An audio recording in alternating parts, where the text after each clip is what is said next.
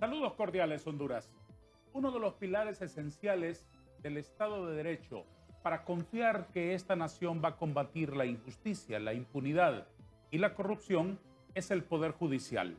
La honorable magistrada, abogada Odalis Aleida Nájera nos hace el honor de acompañarnos esta mañana en TV Azteca Honduras. Es un gusto, honorable magistrada, tenerle aquí.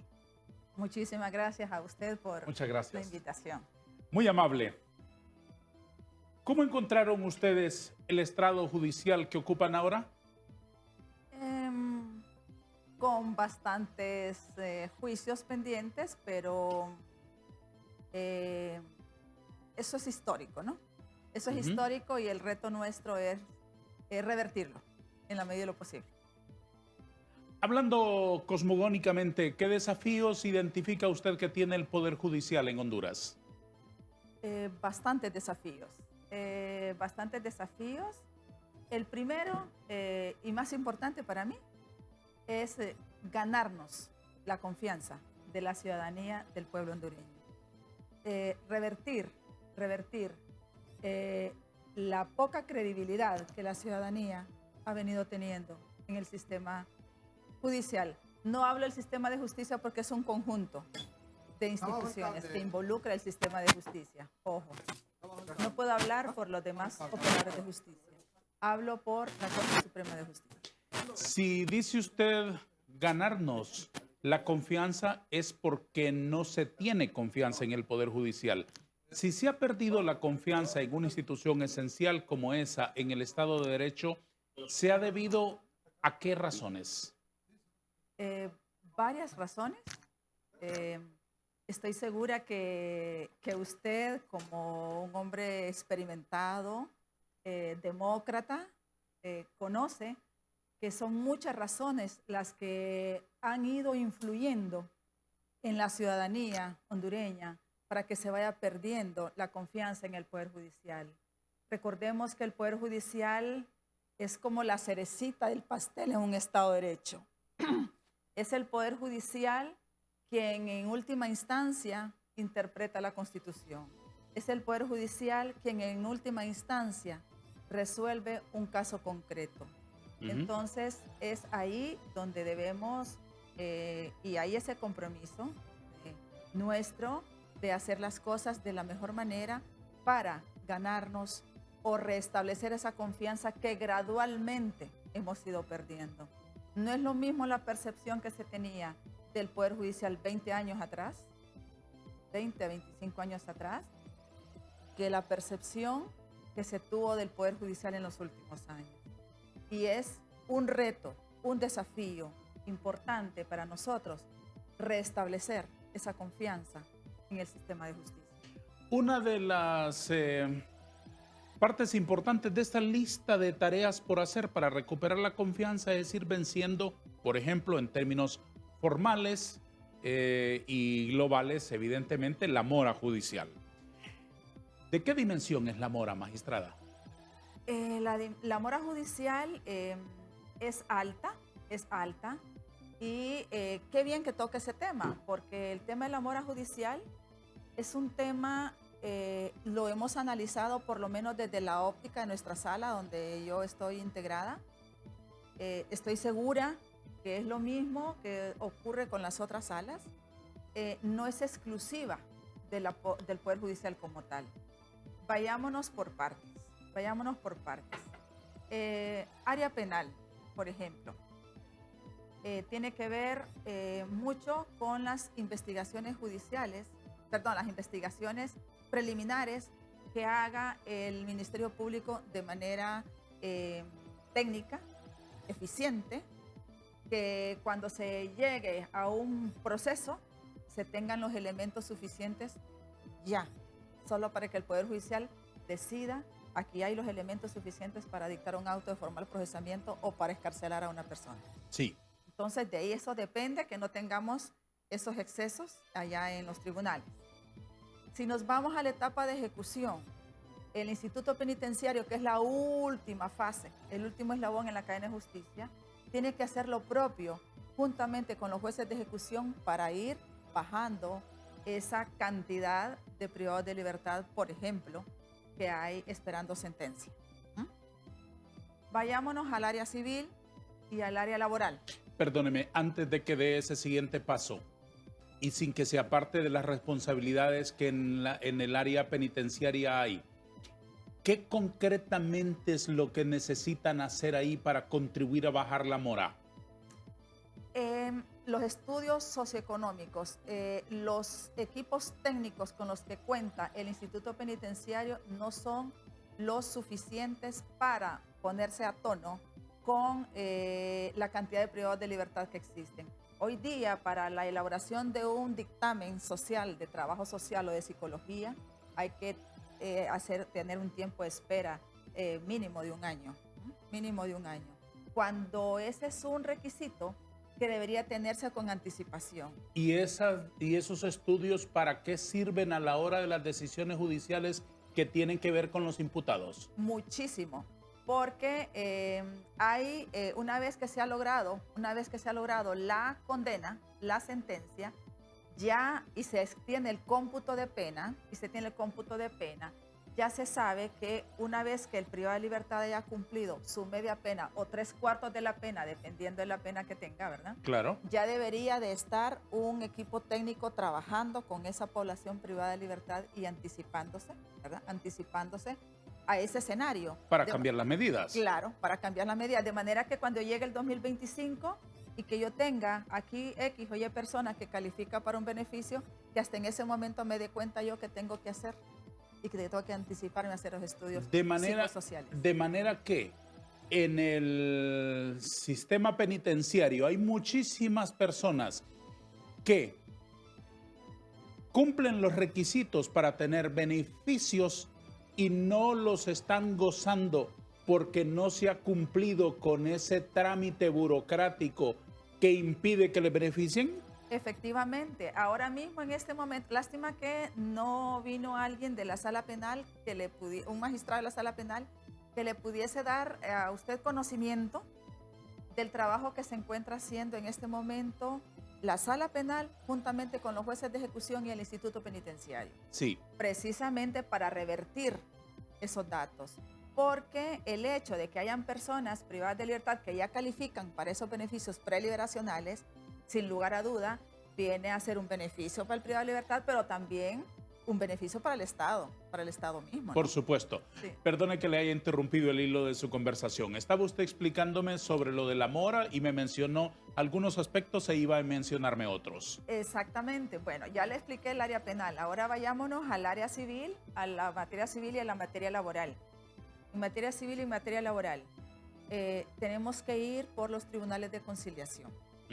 Por los tribunales de conciliación, que actualmente no lo tenemos. De hecho, en el área laboral, que es donde su servidora se desempeña actualmente, solo teníamos un juez para conciliación. Un juez para conciliación.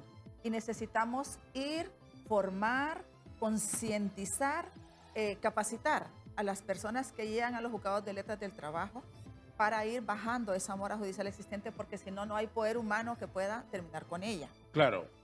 Otro aspecto importante es hacer sinergias, abocamientos con la Secretaría del Trabajo, con las diferentes instancias estatales, ¿verdad? Estatales, para que los procedimientos que se sigan sean los correctos, incluso los colegios de abogados. Porque, ¿qué sucede?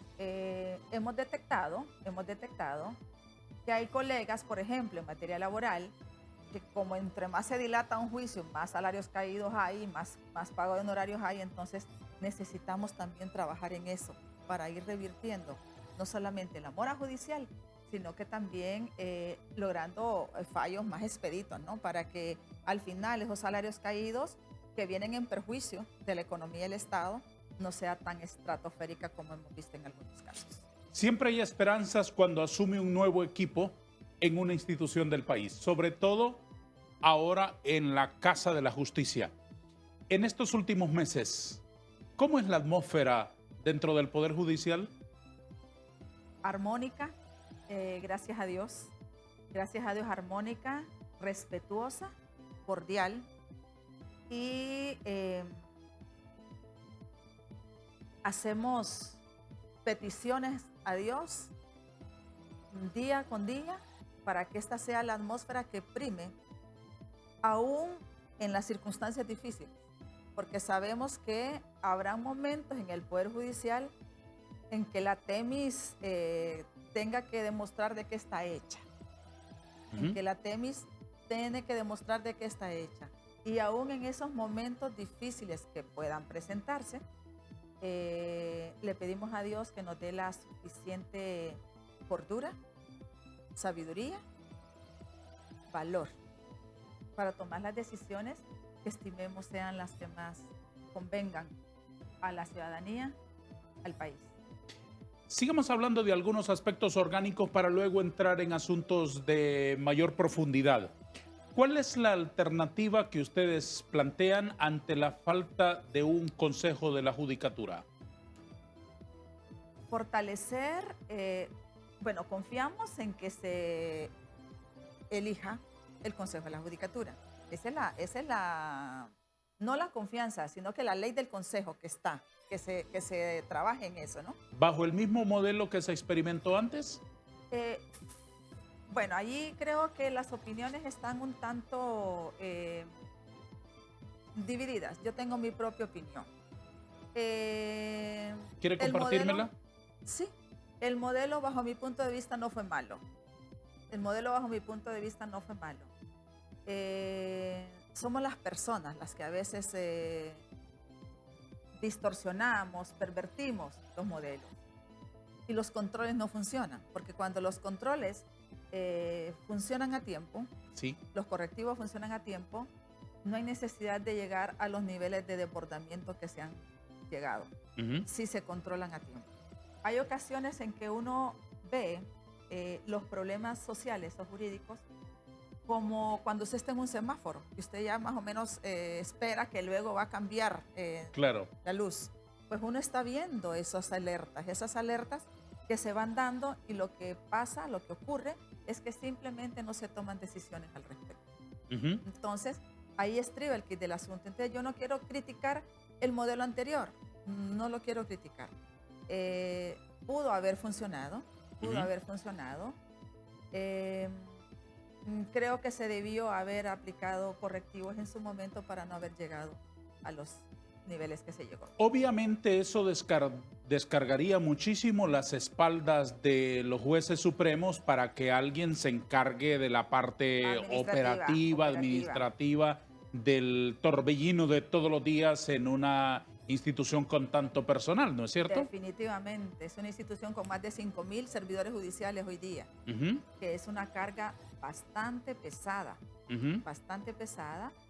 y que necesita, como en todos los países, la mayoría de los países del mundo, ser descargada en otro ente que tenga las capacidades, la independencia, el compromiso, que es tan importante el compromiso, de hacer las cosas bien, de privilegiar lo bueno, de privilegiar valores, conocimientos.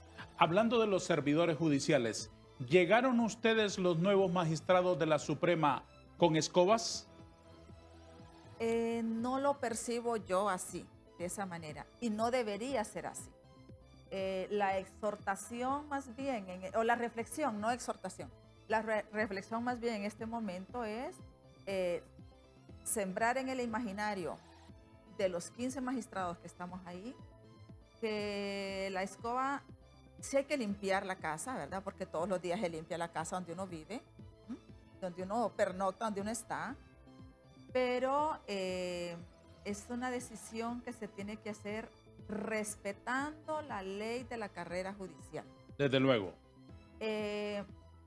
Privilegiando al servidor judicial eficiente, al servidor judicial comprometido. Lo que usted me pregunta me retrotrae a una pregunta que se me hizo allá en el auditorio de la universidad. Me gusta privilegiar, por ejemplo, la evaluación del desempeño. La evaluación del desempeño. Y en lo que a la judicatura se refiere, ni siquiera soy tan tan estricta, por ejemplo, con unos minutos, unas horas, unos minutos que alguien llegue después de la hora. Eh, Digo yo, hay que ver mejor rendimiento, calidad de fallos, Ujú, calidad de resoluciones, ujú. eh, que no deje a las partes, por ejemplo, que si la cito a las 8:30, voy a ir dando yo a las 9. Ujú. Usted me dijo hoy, 20 minutos antes de las 7 y 20 minutos antes de las 7 yo estaba ahí. A las 6:30 estaba tomándome un café por allá porque tenía que acercarme. Entonces, ese es el compromiso y eso debe privilegiarse aquel servidor judicial que lo esté haciendo de esa manera. Y obviamente la integridad, su independencia, Eso los va valores, aparejado. por supuesto. Claro, eso va, cuando yo le digo la calidad de las resoluciones judiciales, eh, tras de que usted lee un fallo, usted determina si se siguió el debido proceso, Desde ¿verdad? luego. Esa probidad que debe tener el juez, que incluso yo estuve antes en la supervisión general, que es la Inspectoría de Tribunales, y es importante privilegiar la conducta que el servidor judicial tenga tanto en público como en privado. Ujú. ¿Mm? No es que llego al tribunal, me coloco la investidura de juez en el tribunal, pero luego salgo y voy a hacer otra cosa diferente a la que debo estar obligada a hacer en base al Código de Ética del Servidor Judicial. Ujú. Y ahí el Código de Ética del Servidor Judicial es cierto que solo tiene 8 artículos, pero 8 artículos que le dicen cuál es el comportamiento que debe tener en público y en privado el servidor judicial. Claro, por supuesto, si los mandamientos de la ley de Moisés solo eran fundamentalmente 10 principios que si los Sí, cumpliésemos así no es, necesitaríamos 400 artículos en la Constitución de la República. definitivamente. Estamos claros en eso. Sí. ¿Cuántos de los funcionarios del Poder Judicial están comprometidos con esos valores que usted denuncia, magistrada? Yo esperaría que los 5,000 y fracción de servidores judiciales estén comprometidos con esos principios, con esos valores que están establecidos en el Código de Conducta del servidor judicial. Y si no es así, pues para eso están las instancias internas correspondientes. Y algo importante, en cada reunión que sostenemos, de hecho la semana pasada estuvimos en San Pedro Sula, y en cada reunión que sostenemos le dejo el mensaje al coordinador de un tribunal o al jefe de un área. El mensaje que le dejo es: todos somos inspectores judiciales. Ujú. Ya. Porque difícilmente la supervisión general a través de esos inspectores de tribunales podrá llegar a los 298 municipios Claro, y de escritorio en y escritorio. de escritorio en escritorio. Así es, Entonces, todos somos servidores judiciales. desde luego. Y hay una disposición en la ley de la carrera judicial que, no obstante que es una ley de larga data, ahí tiene la responsabilidad prescrita en un articulado, la responsabilidad que tiene el servidor judicial de dar a conocer a las autoridades competentes cuando percibe o advierta una conducta impropia de un servidor judicial. Magistrada Nájera, los ciudadanos esencialmente esperamos que el Poder Judicial sea una especie de dique contra la ola de lo pútrido que ha estado invadiendo, inundando y contaminando nuestra nación. En ese sentido, ¿podemos confiar que el Poder Judicial es una barrera contra la corrupción? ¿Me lo responde después de una pausa, si le parece? Gracias. Después de Claro. un par de minutos continuaremos la conversación con la honorable magistrada del Poder Judicial que hoy nos visita.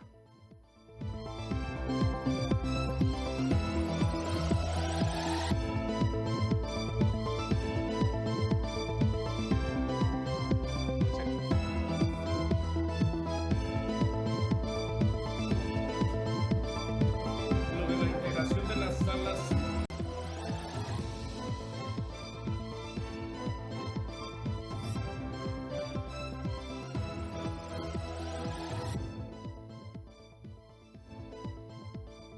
Magistrada Nájera, ¿qué necesita el Poder Judicial de Honduras para ser una barrera efectiva contra la corrupción? Fortalecerse internamente y de alguna manera ¿por qué no decirlo? Aún hacia afuera, fortalecerse internamente y en la medida en que se fortalezca internamente, dejará un buen mensaje hacia afuera. ¿Me explico? Pero ese fortalecimiento tiene que venir desde adentro y buscar de repente los apoyos y los blindajes. ¿A qué se refiere taxativamente con lo de fortalecerse adentro? La formación es necesario, vea, es necesario, y estoy pensando en el Poder Judicial como un todo, como un todo. Es necesario que a nivel de órganos judiciales jerárquicos inferiores vean, sientan y perciban esa fortaleza y esa independencia que se tiene a nivel macro, a nivel superior, ¿no? Lo A entiendo nivel superior. perfectamente. Porque lo demás viene en cascada, viene en cascada.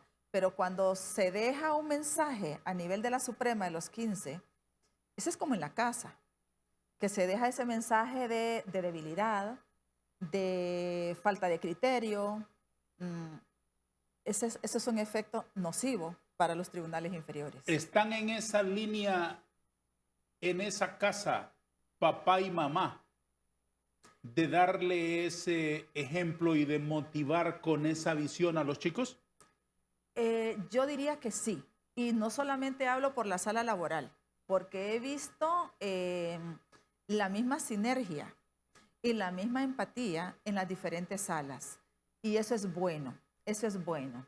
Venimos de épocas en las que el magistrado de la Suprema se miraba allá, arriba, casi intocable, invisible.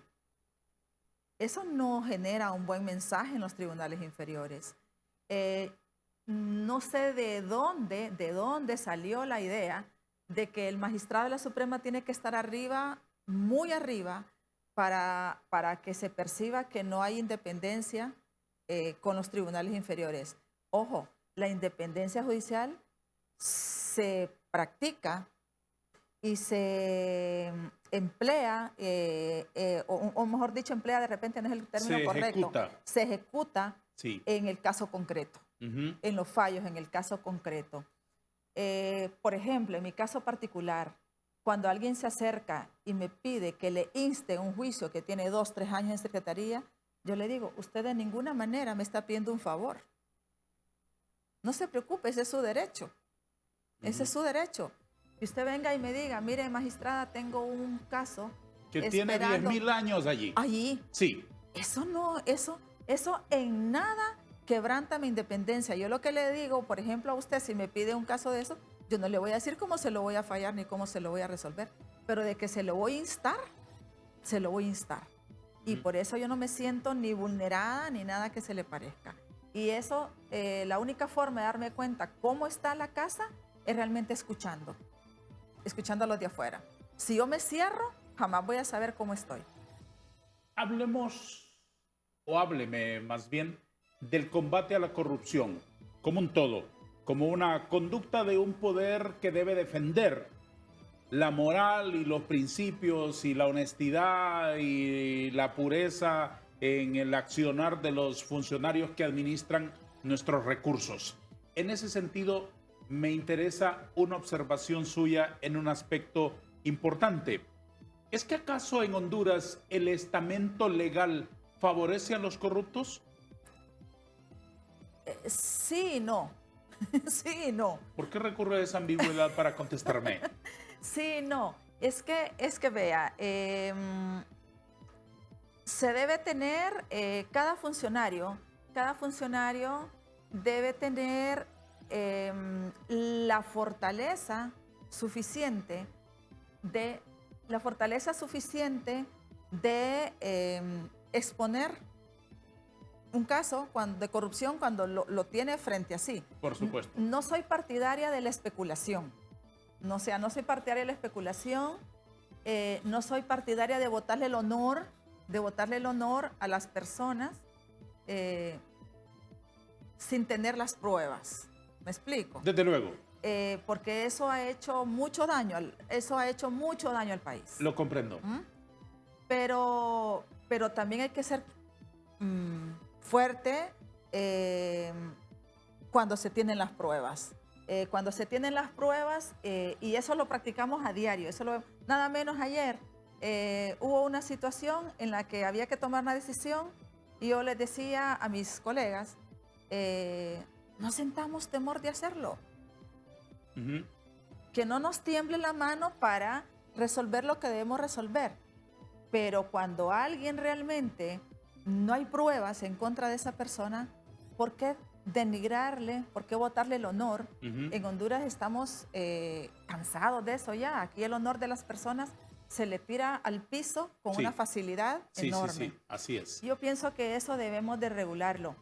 E incluso con todo respeto, la prensa tiene un rol muy importante en esto. Lo comprendo, porque se llevan dos juicios. Sí. El que se insta en los tribunales y el que se desarrolla velozmente en los medios de comunicación. Y eso es perjudicial. Es un juicio paralelo, sí. Sumarísimo, sí. en el cual se condena, se sentencia, se manda la horca a la ejecución en términos de minutos a cualquiera, con sí. su familia entera. Sí, sí. Y eso es gravísimo. Eso es gravísimo y quiere que le diga algo, y usted lo debe saber mejor que yo.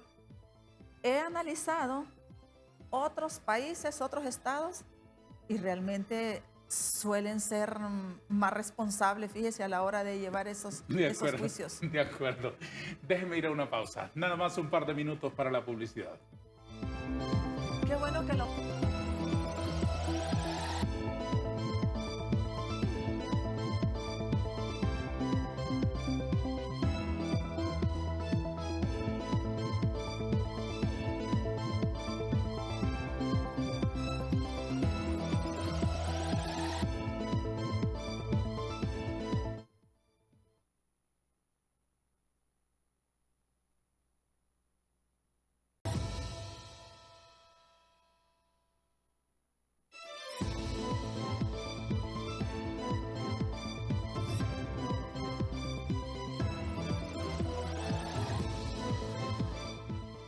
Magistrada Nájera, hay un asunto que creo que no es imputable. Imputable es una palabra muy sonora, muy ruidosa. Muy jurídica. Sí, y hace mucho, es muy exagerada. Es un asunto que no es una factura que se le debe cobrar necesariamente al Poder Judicial. Y es referente a estos juicios paralelos que esta sociedad lleva en los medios de comunicación cuando solamente se anuncia un acto que a los ojos de alguien parece un acto ilegal, un acto antijurídico, un acto que vulnera las reglas. Quiero decir concretamente lo siguiente. Antes solamente esos juicios paralelos se llevaban en HRN, en Radio América, en la prensa, en el otro periódico, etcétera, etcétera, donde se ventilaban los asuntos punibles o a los ojos de la sociedad punibles y se sentenciaba a un ciudadano. Medio aparecía una denuncia de algo y se corría a ejecutar la acusación. Más o menos como en las películas, como en las series de televisión, donde nos plantean un personaje y un antagonista y uno asume un papel, uno se inclina. ¿Voy con este o voy con el otro? ¿Voy con el muchacho guapo de la serie o voy con el villano o voy con la otra o voy con el otro? Entonces asumíamos como sociedad esa actitud solamente a través de los medios de comunicación tradicionales. Hoy en día todos tenemos acceso a ser comunicadores porque nos fue dado mediante la compra de un teléfono la potestad de erigirnos en los señores que pontifican quién es honrado y quién es corrupto en esta sociedad, quién es culpable y quién es inocente. Entonces, en el Facebook, en el Twitter, en el otro, en todos esos espacios se desarrolla en minutos Un un juicio. juicio paralelo y se dice, Sí. fulano de tal es un corrupto, es un delincuente, es un criminal. Sí. Y hay un agravante, digamos, una consecuencia grave que viene aguas abajo. Y es la siguiente, que si la sociedad ya lo catalogó como criminal, como culpable, como delincuente, como corrupto, como lo peor, si el señor juez o la señora jueza, cuando vayan a entablar el juicio, lleven pruebas, agoten todas las instancias y llegue el fallo final, ese fallo no coincide con el que la sociedad meses atrás estableció Sí. sobre la frente de aquel señor o sobre la frente de aquel ciudadano, entonces el juez automáticamente, a los ojos de aquella sociedad acusadora, se convierte en un juez venal, en un juez corrupto, en un juez cómplice de aquel criminal. Ha ocurrido incluso con mecanismos de proceder que a mí me han parecido, salvo mejor criterio suyo, equivocados. Y son aquellos esperpentos de operativos para invadir una casa a las 6 de la mañana, exhibiendo familias enteras, que lo llevan a los tribunales, los fiscales, algunas veces con unas pruebas o con unos medios de prueba débiles, débiles, débiles como la gelatina. Evidentemente, si no sustancian la evidencia suficiente, el esperpento de aquel espectáculo de 700 encapuchados invadiendo un hogar no convierte a aquel señor en un criminal. Entonces, en el Poder Judicial van a declararlo como lo que es, inocente. Así es. Pero Ya la sociedad. ya la sociedad lo señaló, Sí. lo estigmatizó, ya hay fotos, ya hay videos Sí. de su casa invadida por un grupo de militares y de policías capturándolo. Perdóneme que me extienda tanto, pero quise tomarme estos minutos para que esa reflexión dé pie a que el siguiente tiempo del programa sea para reflexiones suyas. En ese sentido, en el combate a la corrupción, quiero escuchar algunas reflexiones suyas que como hondureña y como funcionaria ahora son valiosos para nosotros. A partir de ahora, solo pregunto, ¿qué opina usted de una comisión extranjera que venga a Honduras a investigar y a acusar personas por presuntos actos de corrupción? Vamos. Yo tengo un punto de vista muy particular al respecto. Sí creo en esos acompañamientos. Sí creo en esos acompañamientos de expertos sin invadir la esfera de los nacionales. ¿Me explico? ¿Por qué?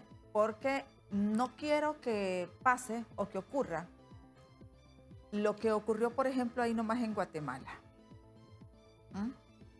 Que tuvieron la Sisi por muchísimos años.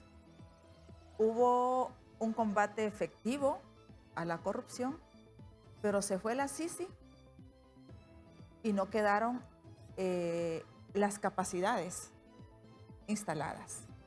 Y ojo, no hablo solamente de las capacidades en términos logísticos, hablo de las capacidades en el ser humano, que finalmente es lo más valioso con lo que cuenta el sistema de justicia. Por eso sí comparto ese acompañamiento técnico en la investigación del delito, pero más allá voy aparejado con el fortalecimiento de capacidades en cuanto a conocimientos en las escuelas judiciales, por ejemplo, y en las escuelas del Ministerio Público. Y le digo por qué. Cuando se trabajó allá por el 1998 en la reforma procesal penal, que fue una revolución Sí. al sistema de enjuiciamiento penal, hubo una batería de formación en defensores públicos y jueces de ese momento que yo no la volví a ver, por ejemplo, cuando se trabajó en la reforma de la ley sustantiva del Código Penal. Todos sabemos que hubo una reforma a la ley sustantiva del Código Penal. No se trabajó ni antes, ni durante, ni ahora. Así es. No se dio. En esa ocasión, usted era congresista y yo creo que usted sabe de lo que estoy hablando. Cuando se trabajó en la reforma procesal penal, tuvimos una formación intensa, de tal manera que quienes formamos parte de ese momento histórico, usted habla con cada uno de ellos y usted va a ver que hasta su forma de pensar y actuar es diferente. Porque fortalecían no solamente los conocimientos técnicos, sino que valores y principios como el del respeto a la judicatura, como el de la independencia judicial, bueno, nos encerraban por 3 y 4 días sobre esos temas. Entonces hay un empoderamiento. Así es un sistema que se integra a la visión. Se integra a la visión. Entonces, si no aprovechamos estas comisiones, como le queramos llamar, para dejar esas capacidades instaladas y capacidades en el ser humano, una vez que se vayan, volvemos a lo mismo. Y eso es lo que no queremos. Por eso, insisto, en que se debe privilegiar la formación en valores, en principios, en los operadores de justicia. Si se trae un señor a la casa para que me regañe a mis hijos y me los corrija y me les enseñe a ser honestos, estoy reconociendo de manera tácita de que el papá y la mamá de esta casa no tienen la capacidad de hacerlo. Definitivamente. Número 1. Y si se trae un mentor que venga a orientarme cómo enseñar a mis hijos y cómo corregirlos y cómo sancionarlos. Es un coadyuvante. Y el señor a los 3 días se va y yo me quedo igual que como estaba el día que él llegó, no logramos absolutamente nada como sociedad. Eso fue lo que quise decir. Por supuesto, usted lo explicó muchísimo mejor. Gracias. ¿Cuánto poder debería dársele a una comisión como la CICI? Yo no sé si hablando de porcentajes, yo no hablaría de porcentajes, pero las decisiones finales tienen que ser de nacionales. Me basta con esa respuesta. ¿Por cuánto tiempo debería permanecer una comisión de asesores internacionales aquí para combatir la corrupción? El tiempo que sea necesario, pero eso solamente nos lo va a ir diciendo la práctica. La práctica. Yo no le puedo decir 1 año, 2 años, 3 años. Eso nos lo va a ir diciendo la práctica. Pero ojalá lo que estoy diciendo acá se tome en cuenta. Definitivamente que la formación, es eso de lo que yo le estoy hablando, es lo que verdaderamente interesa más. Una última cosa. No que otro me haga lo que yo debo, lo que yo estoy obligada a hacer. Desde luego, no es suplantar, es coadyuvar y ayudar en el entrenamiento. Sí, totalmente. Desde luego. Es que el asunto de la CICI aquí se ha interpretado mal. Se ha creído que es comprar un repuesto porque la pieza que hemos tenido me ha fallado. No es así. Sí. Se trata, y vamos a poner un parangón deportivo para entenderlo. Sí. Necesitamos mejorar en fútbol, en tenis, en baloncesto. Traemos un entrenador. Eso es todo. Eso es todo.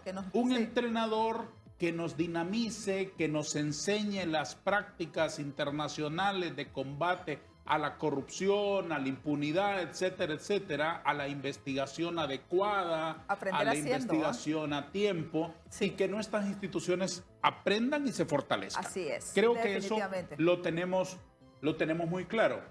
Ahora bien, magistrada, ¿cuáles son las otras áreas que debe mejorarse en Honduras para combatir la corrupción, además de meter en la visión a todo el Poder Judicial? Hay que transparentar los procesos. Hay que transparentar los procesos licitatorios, por ejemplo, ¿verdad? mejorar los controles, eh, y esto no me lo estoy inventando. La Fundación para el Debido Proceso Legal así lo tiene establecido, ese mejoramiento de controles, esa transparencia. La transparencia fortalece mucho, ¿no? ¿Qué más? ¿Qué más? Aparte de transparentar los procesos.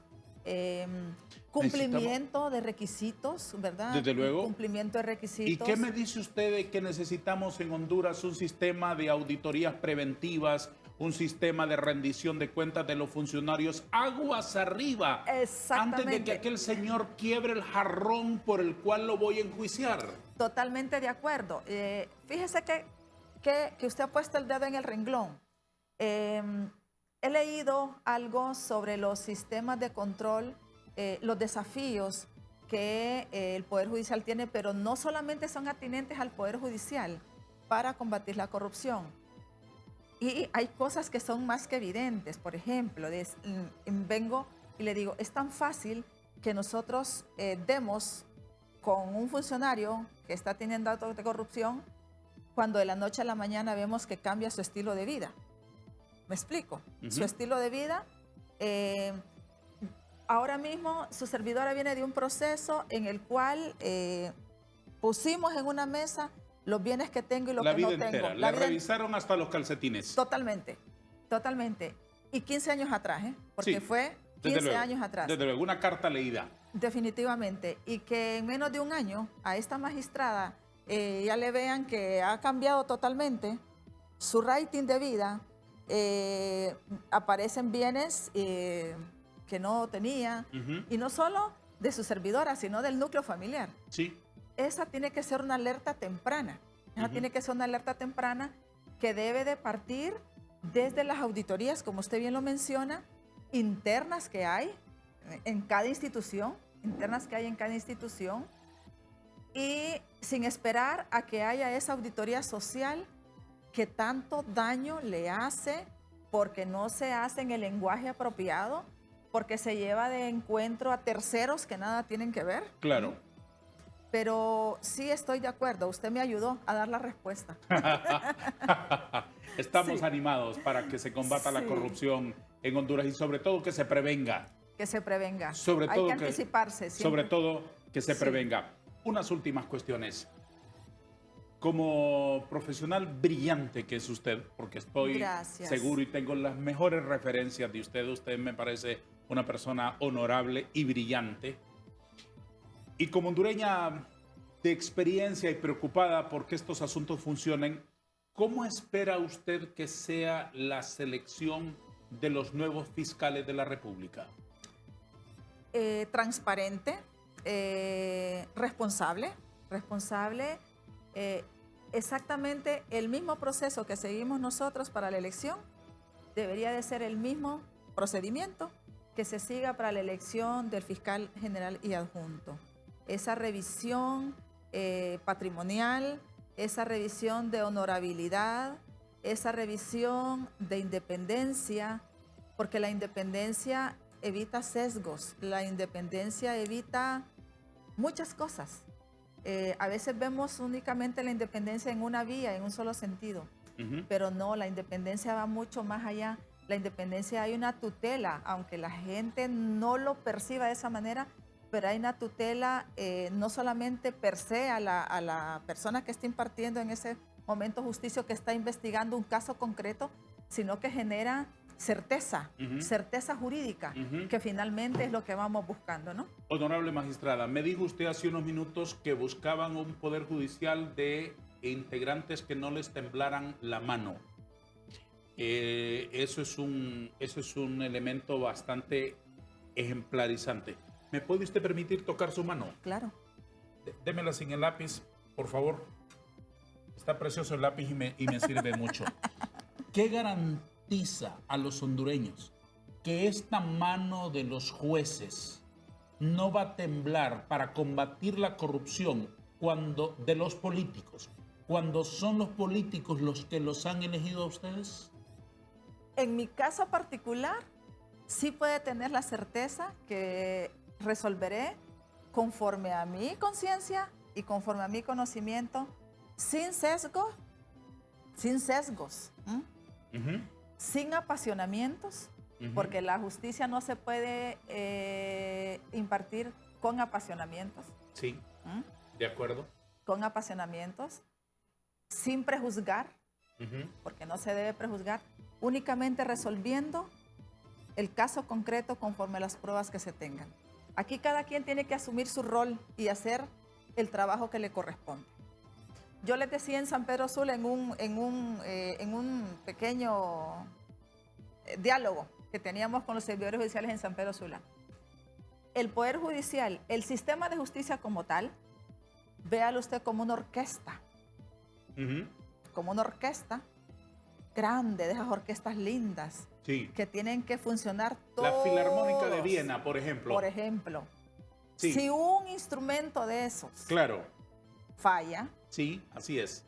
la melodía, Sí, se pierde la armonía. se pierde la armonía. Desde luego. Entonces, así debemos ver el Poder Judicial, así debemos ver el sistema de justicia en Honduras. Que cada cual haga su trabajo de la mejor manera. Medicina forense haciendo lo propio. Fiscalía haciendo lo propio. Corte Suprema haciendo lo propio. Secretaría de Seguridad haciendo lo propio. Fuerzas Armadas haciendo lo propio. En la medida en que estos actores que conforman el sistema de justicia en el país, en esa medida vamos a ir garantizando seguridad jurídica al pueblo hondureño. Me gusta que su mano no tiene uñas largas. Eso ya es un símbolo bonito, digamos. A ver, Gracias. vamos a concluir, magistrada, porque lamentablemente nos hemos quedado sin tiempo. Me quedaría conversando con usted todo el año.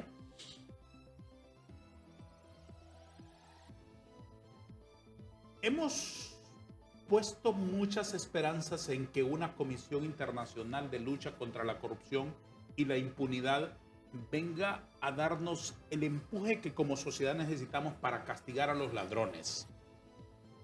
Pero en el caso de que no viniera, ¿en el Poder Judicial trabajan lo suficientemente, con el suficiente vigor, con la suficiente fuerza, determinación y compromiso para que en caso de que la Sisi no venga, no es que está Honduras caminando hacia el abismo?